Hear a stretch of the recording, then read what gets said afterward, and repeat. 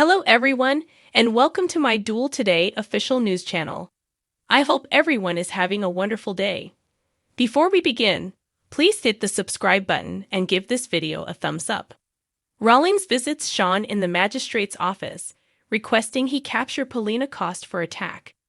After Sean watches the video, he inquires, "You believe I should capture Polina Cost since she jabbed you in the chest?"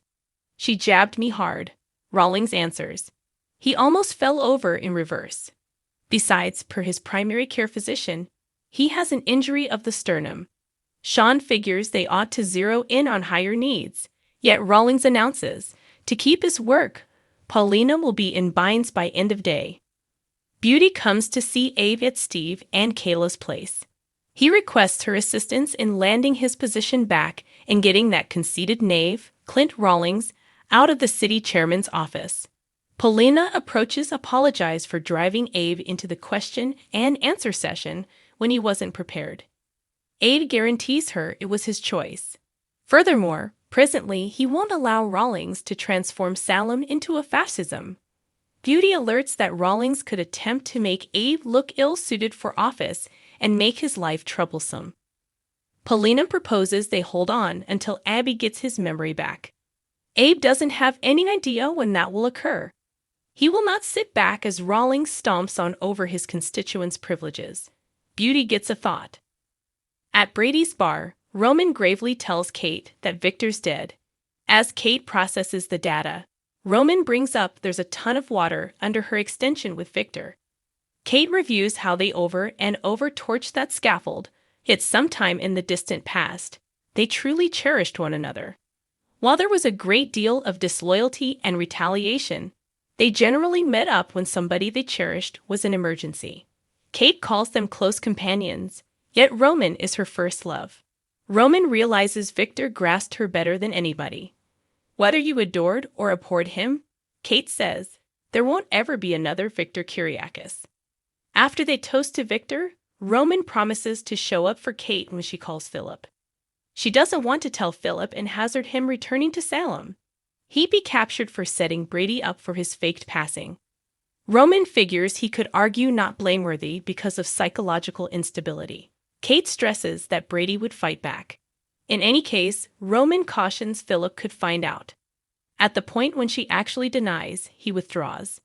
In any case, he won't quit attempting to talk sense into her. Best of luck with that, Kate deadpans as they embrace. In her office at the emergency clinic, Steve straight tells Kayla that Victor's body has been recuperated. Dazed, Kayla calls it awful news. Is it? Steve ponders. Kayla realizes Victor did horrendous things to him. Also, to you, he pronounces. What's more, a ton of others. Steve would rather not dance on Victor's grave. However, he additionally doesn't have any desire to fail to remember what sort of man Victor truly was. After Kayla meets up with Brady, Steve apologizes for his previous statement. Victor was a dad, uncle, and granddad to individuals they love who are in torment. Kayla didn't intend to nullify his sentiments. He can have sympathy for Victor's family while having hatred for what he put him through. Steve reviews how Victor carried him to Salem to keep an eye on Kayla and Belle, and to present to him the pawn, Aka, John. It makes him wiped out to ponder what he upheld then. He couldn't count the number of insidious things Victor that did throughout the long term. However, he won't ever excuse him for seizing Kayla when she was pregnant with Stephanie. In the observer's office, Xander texts Maggie for word on Victor. At the point when Chloe gets some information about the report she gave him, he says he has one inquiry regarding it. Have you concluded whether you will wed me? Chloe reminds him they're taking time, and it's scarcely been a day. Xander doesn't require time, yet Chloe doesn't know he's over Sarah. Before Xander can completely answer, Justin calls. His face turns as he expresses gratitude toward Justin for telling him. In the wake of hanging up, a paralyzed Xander says he figured Victor would live until the end of time. He notes in the past he would have given his life to gain a lot of favor with his uncle. All he needed was so that Victor could consider him to be a genuine Kyriakis, yet he generally denied. It hurt him, so he attempted to hurt him back. He reviews Victor fighting back by practically killing him, however yielding, and rebuffing him by making him the nursery worker. Chloe brings up Xander altered Victor's perspective on him. He even made Xander chief of Titan. Xander snarls over impressing Victor similarly as Philip got back home. Playing them off one another was one of Victor's #1 types of amusement. Xander destroys over Victor kicking the bucket. Thinking he was a similar savage, he was the point at which he came to Salem. Notwithstanding everything, he adored Victor. Chloe inquires as to whether there's anything she can do. He jokes she could wed him. However, at that point, they'd realize she did it for some unacceptable reasons. All things considered, he requests time alone. Before she leaves, Chloe lets him know she adores him. At the clinic, Kayla tells Steve that Victor could be horrible and stunning, yet there was one more side to him. Her mom experienced passionate feelings for him, and where it counts, he cherished her as well. As they muse over Caroline and Maggie reclaiming Victor, Steve considers what sort of man he'd be in the event that he didn't have Kayla's affection. Steve permits that Victor gave him the best gift he might at any point get. You, my first love. He accepts Victor gave Caroline's affection back all that could be expected. In his memory, he'll continue to give that adoration back to her. Kayla will hold him to that. He says she will not need to. They fold their arms over one another and kiss.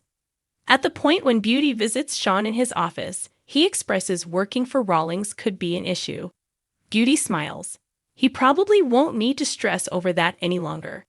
Beauty gets a call from John, then dismally goes to Sean. She's sorry to tell him, yet your granddad's dead.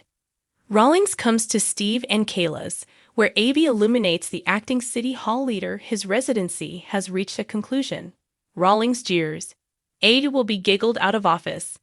Abe guarantees him he'll just remain on to the point of naming his replacement. Meet City Hall leader Polina Cost. As Kate sits alone at the Brady bar, she says Roman's right. She needs to tell Philip. Chloe strolls up. Alone at the paper, Xander reviews Victor telling him, not long before his wedding to Sarah, that he is a genuine Kyriakis. Of that, I'm extremely glad, Victor says. In the present, Xander's face folds. The huge secret of where days of our lives Victor was before his demise just got a slight bit further. However, Shane couldn't give Beau's accurate area. He'd affirmed that he's not even close to the Mediterranean, which makes the way that Victor's plane went down there even more baffling. Presently, there could be various clarifications for this. Perhaps Victor was simply coming by Greece and visit the old property. Be that as it may, they wouldn't make such no-joking matter out of this on the off chance that he was feeling nostalgic for the nation of origin. What's more, without a doubt, he'd essentially have told Maggie he was anticipating going, particularly since he left 3 days before he should. However, while Beau isn't in the Mediterranean, imagine a scenario in which one more of Victor's kids is, and negative, we don't mean Philip. Stand by, a moment you're understanding, it can't be her. Isabella passed on quite a while back. Malignant growth guaranteed her in John's arms in Venice, Italy. That helps us a ton to remember how Beau probably passed on in Trust's arms of disease. Also, we as a whole expertise Beau ended up. So imagine a scenario where Isabella likewise isn't dead. Imagine a scenario where, as Beau, she'd recently been set aside briefly a tad longer. Venice doesn't precisely seem like some place to keep somebody alive. However, Victor could have had her move to Greece to watch out for her. It would be only a short skirt away, directly in the Mediterranean and away from meddlesome eyes as he attempted frantically for quite a long time to bring her back. What's more, presently, this is likely where you're thinking, right? Indeed, we've seen her soul visit her friends and family various times in the very long time since she passed on. So she's certainly dead. Furthermore, no doubt you'd be correct. Her phantom has returned to visit, very much like Beau's did. That meant practically nothing for him. Phantoms have never had an effect on any drama when it came time to bring the characters back. However, in addition, Days of Our Lives previously made an out for that when they brought Beau back, clarifying that while he was in suspended liveliness, his soul was in paradise, standing by to rejoin with his body. For what reason couldn't Isabella be something very similar? Malignant growth probably got the two of them. Yet the thing that matters is that while Victor might have had the boundless assets to keep Isabella on ice, he never had a method for bringing her back, until Dr. Rolfe sorted out how with Belle. Yet again, with one kid got back from the dead, doubtlessly, Victor could have thought he could have every one of his youngsters back. He wouldn't actually require Dr. Rolfe. He'd simply require anything that he did with the crystals. Perhaps, quite possibly, Victor was at long last effective, just for his plane to unfortunately go down before he might at any point share the news. It would consummate time. Theresa's making her return, apparently with Tate to express farewell to extraordinary granddad, so he could likewise meet his grandma. Brady's afloat, between Chloe continuing on from him to Xander and Kristen tearing Rachel from him subsequent to driving him to the edge of the edge. He never got to know his mother, basically not alive, since she kicked the bucket only 5 months after he was conceived. However, in the event that there was ever a period he wanted her, it's presently. Then there's John and Marlena, who have at last endured wicked belonging, Orpheus harming, Megan's interfering, and can settle once more into joy. What better opportunity to bring back John's past love interest? Better believe it, she's been gone quite a while. However, losing your accomplice can leave an injury. Simply ask Isabella. At the point when Marlena reawakened, she almost lost John to her. Furthermore, not to be raunchy, yet we're almost certain a decent lump of the Curiacases are going to be in any case, so why not toss in another individual to quarrel about the legacy? Thanks for watching if you like this video, so please don't forget to subscribe my channel and don't miss any update.